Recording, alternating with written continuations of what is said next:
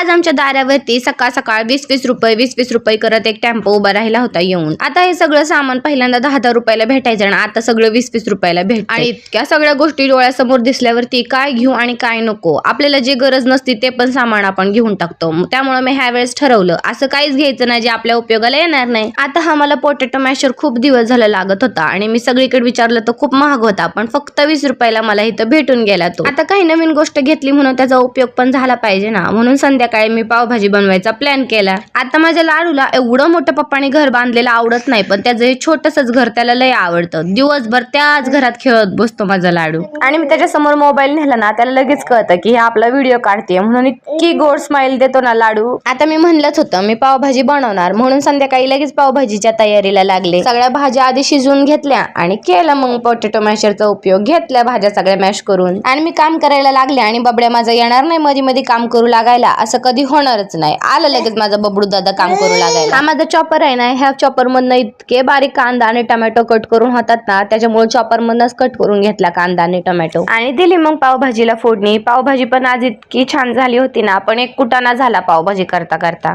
पावभाजी माझी बनवून तर झाली, पण माझा सिलेंडरच संपला. नशीब भाजी तर बनवून झाली. भाजी बनवून झाली आणि बबडीच्या पप्पाला म्हटलं या आता येताना पाव घेऊन, आणि संध्याकाळी मग आम्ही पावभाजी खाल्ली. चला तर मग भेटूया पुढच्या ब्लॉग मध्ये, तोपर्यंत बाय.